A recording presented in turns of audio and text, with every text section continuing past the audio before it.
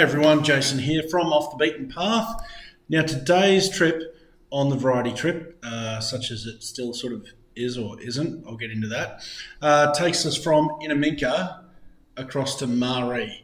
So short story, Mark and I made the decision, mostly me, to leave the variety trip. This trip had been a long time in the planning for me, and the organisers had advised us that we simply weren't going to be getting to the Simpson. The Diamantina River was too flooded, and that was not known when that situation was going to change. They needed to push on with the trip and still do what they could with the trip, so they decided to take a largely bitumen route around through Longreach and across the Queensland Northern Territory border and north onto the highway north of Alice Springs, down to Alice, and continue the last leg of the trip. This trip for me had been all about getting to the Simpson Desert, and I wasn't ready to let go of that just yet. So we decided to head southeast from Innnaminka and try and get up to Mount Dare and do a west to east crossing of the Simpson. So anyway, the map's up on the screen. We headed south out of Innnaminka, back onto the Strezleki. Didn't go down the old Strezleki, continued on the original on the newer main Strezleki track. Took us past Moomba, which I'll cover off when we get there, and then down to Lyndhurst, where we filled up. Now, interesting point, Innnaminka to Lyndhurst is 472 kilometres. Normally that would be more than enough. Normally the fuel in the tank would be more than enough for that sort of distance. With the soft road conditions that we had, we actually had to use the jerry can to top the fuel up about 30-40 k's before we got to Lyndhurst. Just another good example. You've got to make sure you carry enough fuel for the journey, and it's more than you need in most other situations. So down to Lyndhurst, refueled, checked in at Farina on the way up, which was a really interesting spot, and then stopped at Marree. So without any further ado, let's get into the trip. So as I was saying, we made the decision to leave the variety trip. It wasn't an easy decision, but the night before, the organisers had told us there was simply no way anyone was getting into Birdsville anytime soon, and they were going to have to make some really huge changes to the trip, which necessitated basically another 4 days of bitumen driving. We were really keen for some off-road driving, and we were also pretty committed to trying to get to the Simpson. For me, this trip had been, something I've been thinking about for probably 2 to 3 years and actively planning for nearly 12 months. I just wasn't ready to let it go. We headed south out of Innnaminka back on the desert tracks that we came in on. Main difference here was we didn't go down the old Strezleki that we took from Cameron's Corner. We kept going past that. So you can see here, we're coming up to this intersection. This is where we turned on the way in. So this is onto the main Strezleki track. About 5-6 k's down on the left, heading in this direction, is where the old Strezleki is, and that's where we came from Cameron's Corner. This particular time, we're actually heading past that.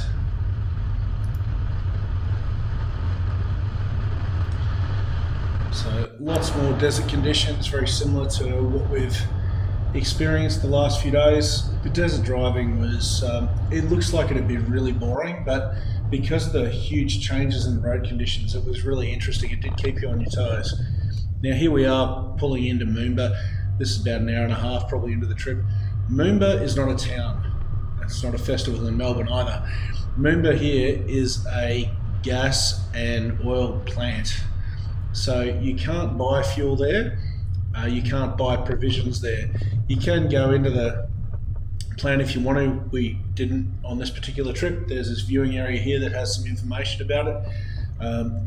The amount of gas that's extracted and oil is just crazy. There's some stats on the screen there. So you can see gas was discovered in 1963 with oil in 1970 and 78. There's a population of about 1,200. They're all fly in, fly out. And gas and oil is shipped out via pipelines, some of them over 1,000 kilometres long, which is pretty amazing. The volume of production of gas is something like 32,000 megalitres a day or something. It does fluctuate a little bit. But yeah, quite amazing to see Moomba and some of the other oil and gas infrastructure out here in the desert. So we continued on from there, heading on the main Strezleki track, which, as you can see here, sections of it were actually bitumen. Not quite sure what decided where the bitumen was and where it wasn't. You can see this section looks like it's in the process of being upgraded. That's some pretty new blacktop there.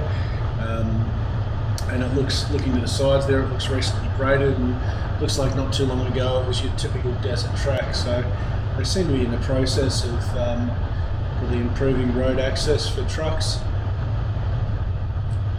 and generally upgrading the track. So they're saying, like, it probably looks like the desert driving will be really boring, but the conditions on the road change markedly. You can see here this has been graded recently. You're always on the lookout for obstacles, washouts, soft spots. Certainly in the conditions we were experiencing, that was the case. You can see here there's some decent ruts into the main track, and that's just because of how soft it's been. We were very lucky because it was only 4 p.m. the day before that the notification came through that the Strezleki was opened. It had been shut, so 4 p.m. the night before or afternoon before we're doing this trip, the Strezleki opened only to four-wheel drive vehicles, not to trucks and heavy vehicles, and not to two-wheel drive vehicles. So only to four-wheel drives. We could, once we got sort of further along, we could see why. Most of it was pretty firm, certainly these early sections. Again, you can see evidence there of it having been quite soft, but most of it was pretty good, but there were some definite wet spots. And we actually did pass a couple of people towing vans, which that would have taken them quite a long time, I would think.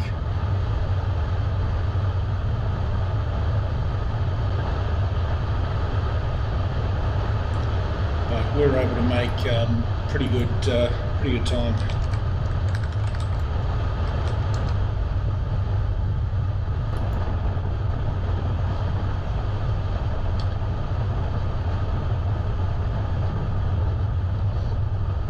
See the car moving there a little bit, a little soft in places, and you can see a bit of a river there that's formed in this floodplain here. Just amazing to see so much water actually in the desert. From what I understand, it's not normally as green as what we've seen. You can see this section here is again quite soft. Really was a bit of a case of momentum was a little bit of your friend. Kept the car moving, didn't let it sink down too much.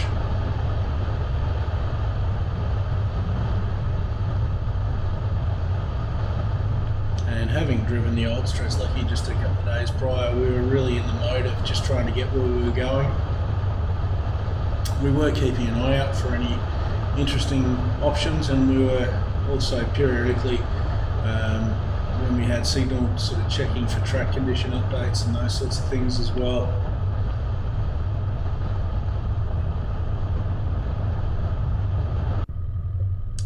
Now, the Strezleki skirts the northern edge of the Flinders Ranges, and at this point here, we actually had thought we might just duck down into the northern end of the Flinders Ranges and check it out, never having been there ourselves.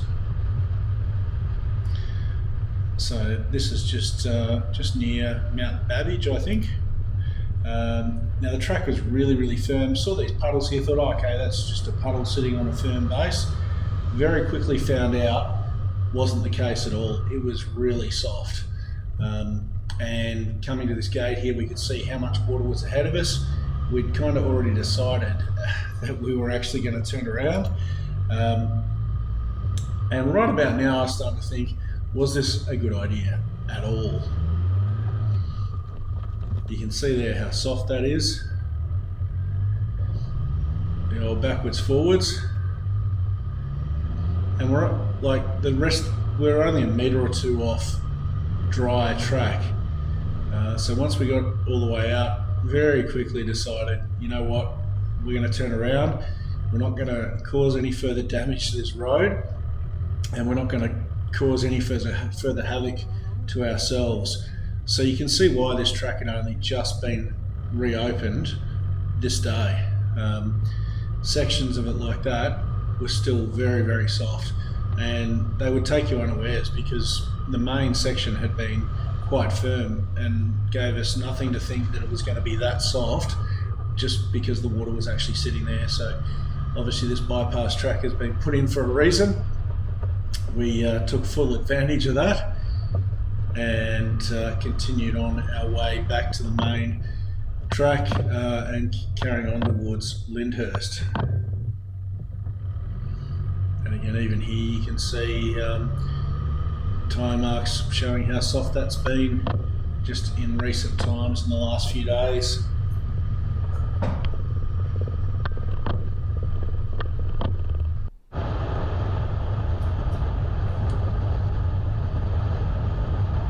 The sky was pretty much threatening rain for a big chunk of this day as well. It was very grey and overcast for most of the day, and we really didn't see a lot of traffic. We did see some other vehicles, but not many.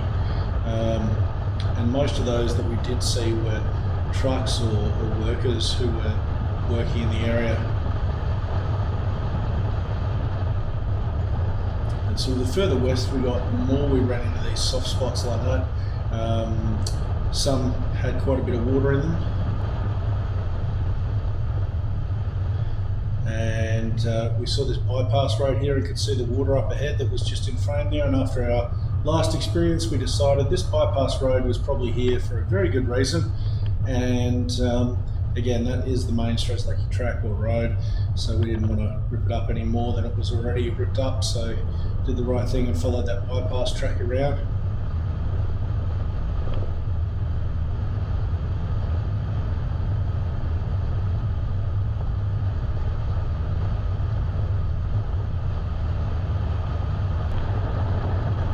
We were generally able to maintain a pretty good speed. The track wasn't particularly corrugated. The biggest hazard was just keeping an eye out for those water traps and very soft sections where the vehicle did tend to move a little bit, just like one of these. Some of them were clean and some of them were not so clean. But yeah, you never quite knew when you were going into them how soft they were going to be or anything like that. So you can see after that one there's another soft section here, which again our momentum's just sort of carried us through quite nicely. And we're coming up here to a floodway, so this has actually got some pretty old sketchy bitumen, but in an effort to try and prevent the track from eroding when there is water flowing, this is sealed, this section. Again, there wasn't too much water there at the moment, but there was certainly evidence that there had been substantial amounts of water over that part of the track. And the further west we're heading in the wetter we were getting these sections on the track here, the more we were starting to think, were we going to be able to get through? You can see there a couple of graders. So as I said, today was the first day the track had been open. Obviously some road crews out just to inspect the track and try and repair any sections that needed attention.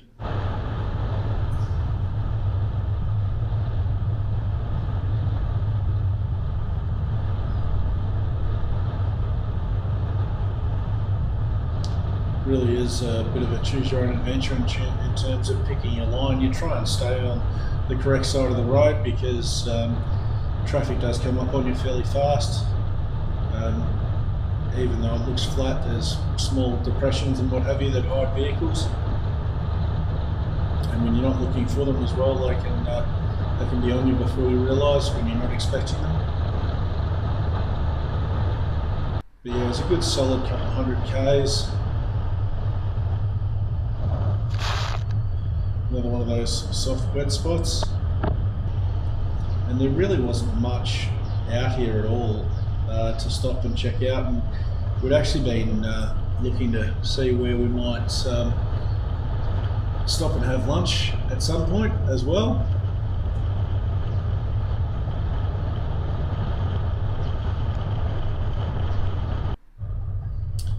So this is where we ducked into Blanchewater Ruins, which is the original homestead from Blanchewater Station that was discovered back in 1856, and initially was a 200 square mile lease, and over a period of time sheep were run on the property.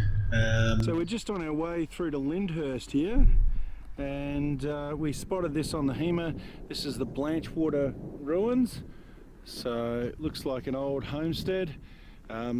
As is often the case with these sort of things, little to no signage, literally in this case no signage on the main road to indicate. Really cool old ruins though.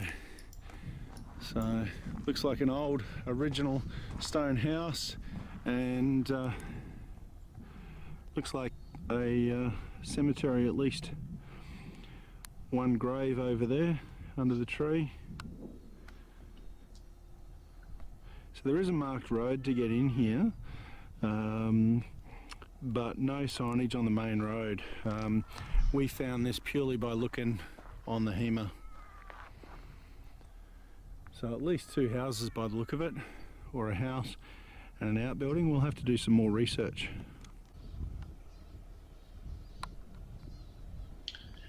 So by 1868, the station was expanded, and they were running 175 head of cattle and 8,500 sheep. And by the 1870s, it actually became one of the largest horse breeding stations in Australia. And during the 1880s was really the heyday, where they had as many as 1,000 new foals born each year on the property. And they were bred primarily for Cobb & Co coaches and as buggy horses for Adelaide.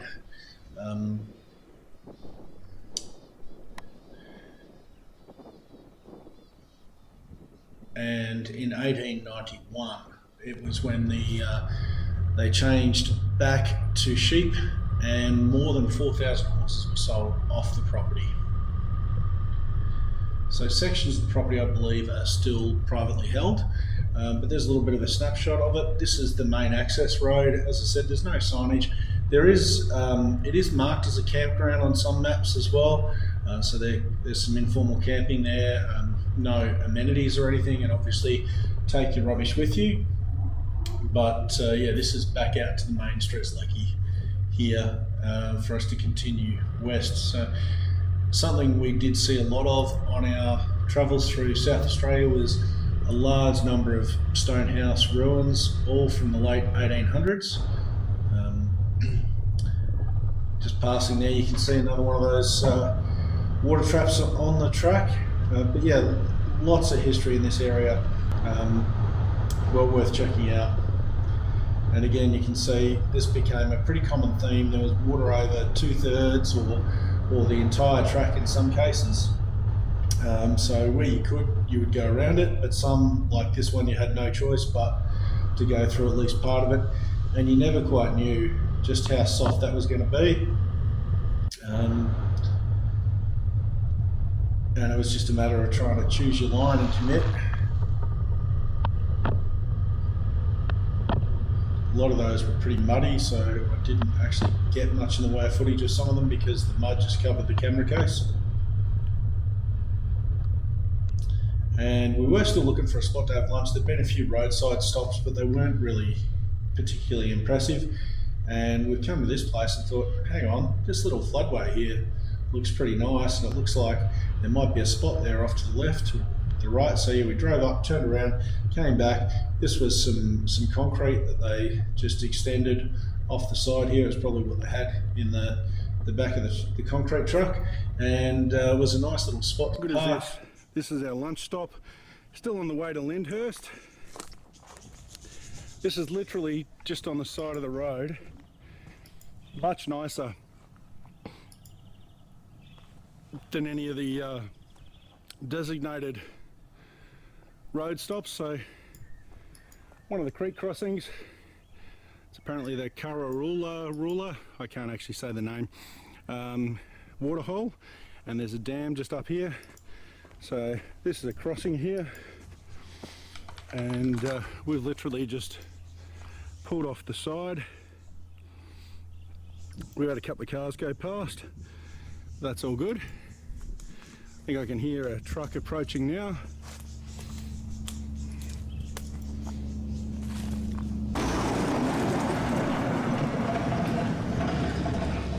Fortunately, the creek crossing here is concreted, so we haven't been getting too much dust.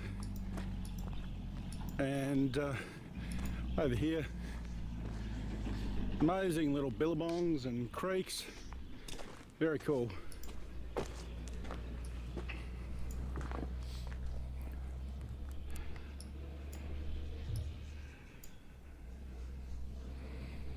So now that we've exited the official trip and we're sort of making it up on our own, we're finding opportunities to explore wherever they may be.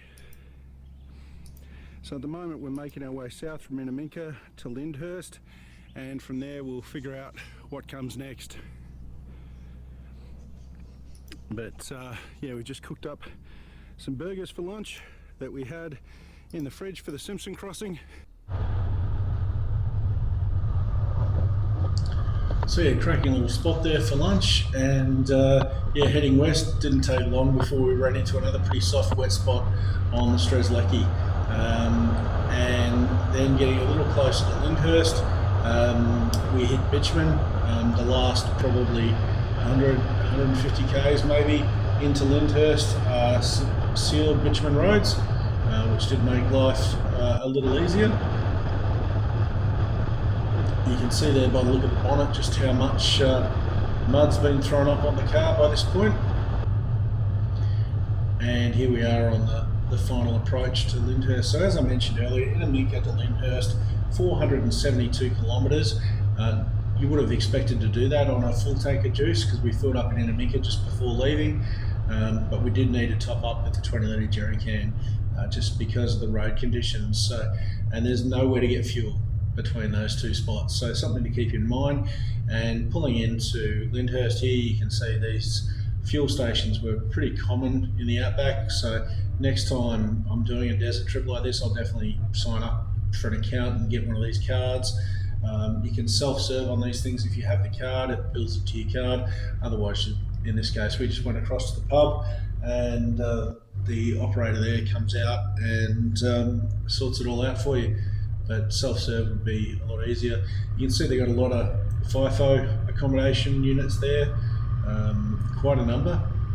It's surprising, as I said, just how many people actually work out here in the oil and gas industry. There was quite a lot of temporary accommodation in various locations. So all filled up. It was $2.33 a litre there at the time at Lyndhurst, which seemed expensive, but in light of recent fuel pricing, I've certainly paid more than that here in Albury. So it wasn't too long, and we're turning right and heading north out of Lyndhurst towards Farina. That was just 24 kilometres or so up the highway. Farina, 26 kilometres, depending which map you look at. Farina is an old abandoned town with quite a number of stone ruins. We had no idea really what it was. We just saw the signs and thought it was worth checking out. It's variously described as an old ghost town. We had, yeah, as I said, we had no idea. So we're on this main road into the town, and we couldn't believe the condition of the road, but there is actually no permanent population there at the moment, I believe. There's a bunch of volunteers that during peak travel season run things like the bakery, and there's a little shop there that they run as well. But other than that, no. but there's a huge number of ruins there. They're pretty well preserved. So from what I understand, Farina was originally established in 1878. So again, part of that growth period of outback South Australia.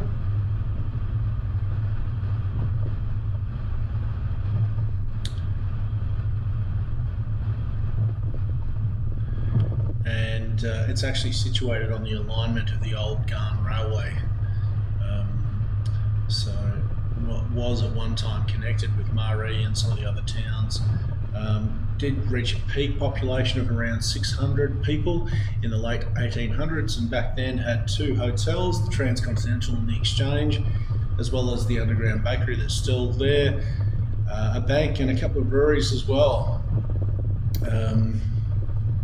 Closest residents now live at Farina Station, which is just west, and you can see the condition of the road there. There's, like a lot of the tracks, there's a bypass road that we followed, again not wanting to get stuck, and the area is currently maintained by volunteers and owners of Farina Station nearby.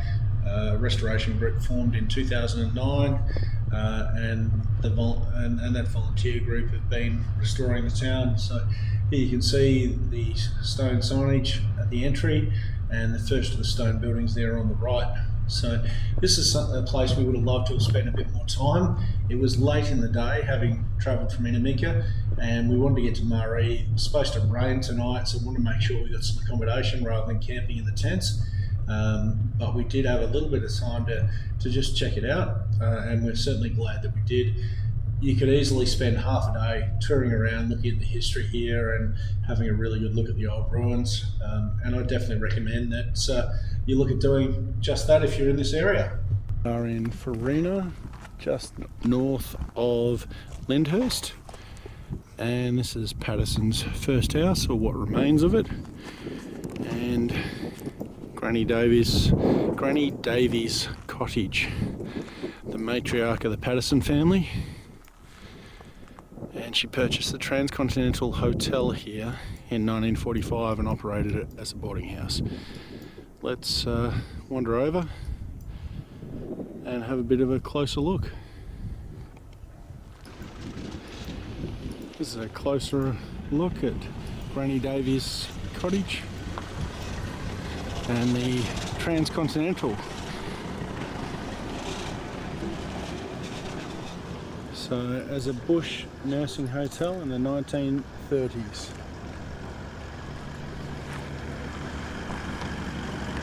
The variety sticker on the car, the person that just went past.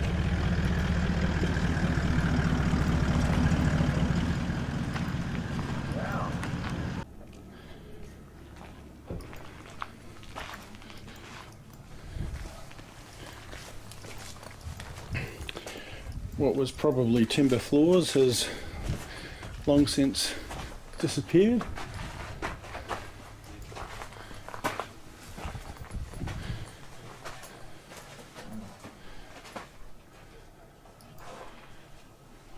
Quite amazing construction.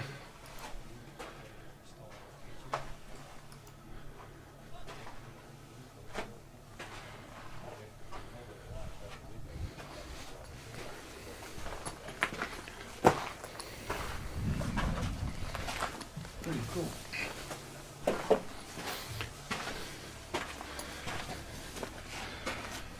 This area must have been the cellar. It's significantly lower. You can see ground level outside that door or window there. It's quite a bit lower. So it's probably where they stored the beer and wine and other supplies brought in through that access door there by the look of it.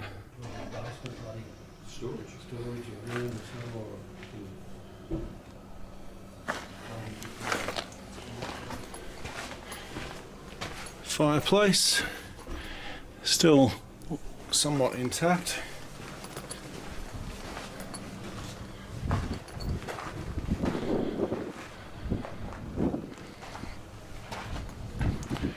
It's amazing how much this building is still preserved.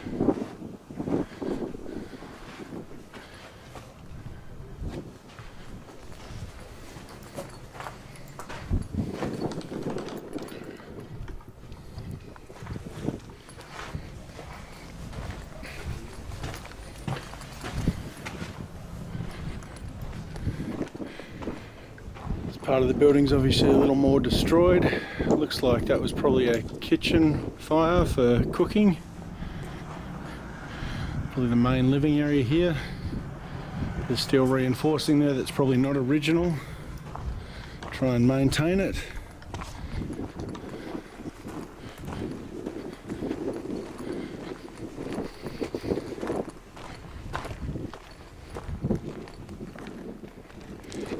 And out the back here, looks like another cellar or storage area.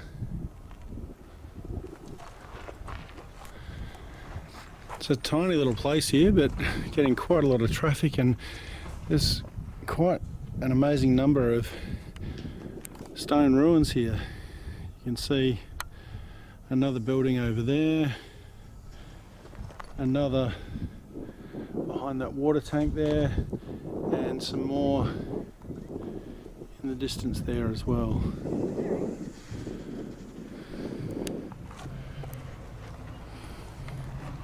The Farina Historic Underground Bakery. Currently closed, unfortunately. We're here a little bit late in the day.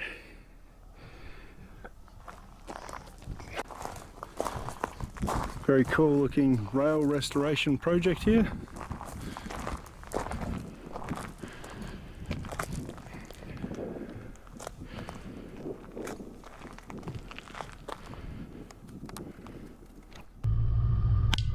So after having the opportunity to check a few of the buildings out, we headed out via an alternate route from Farina, and as you can see, the route that we found to head out was just as wet, if not wetter, muddier and more slippery than the main route we came in on. A lot of this initial footage isn't really worth showing you guys because the mud there covered the camera. But we did manage to get it cleaned off on another puddle just coming up, and it was very soft and very slippery. So if you watch the car through here, that's not actually me steering the car left and right along the track. That's the car fishtailing in the mud. Would have been great to have some externally shot footage of that, but we were both in the car and no one was volunteering to get out while it was moving, that's for sure. And it was a little bit hit and miss. Thankfully we had the HEMA HX1 and we could see where the main road was, and it was a matter of just sort of heading in that general direction. So we picked this particular track and headed that way.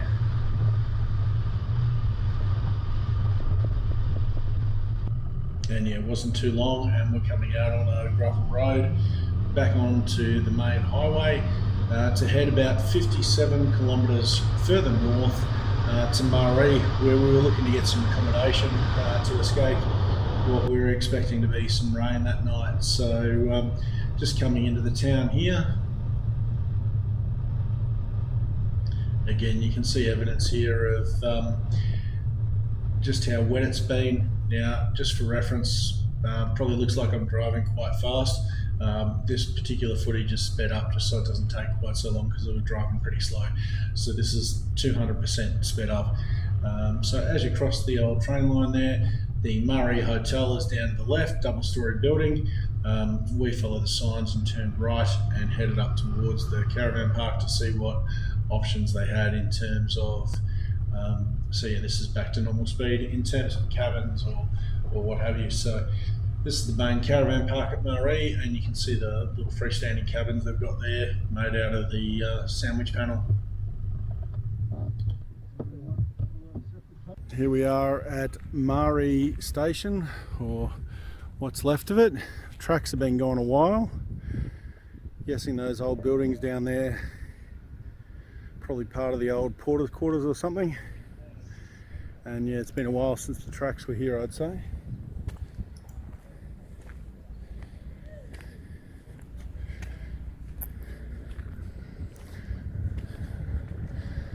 Old steam powered.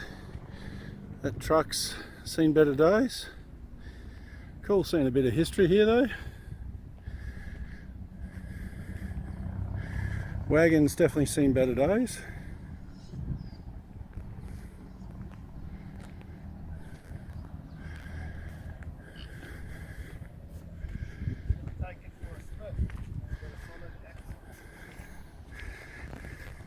and a short exhaust. Drive shaft still intact. Pretty cool. Look inside, it's got a wooden stairs. Wow. She's pretty original. Cool.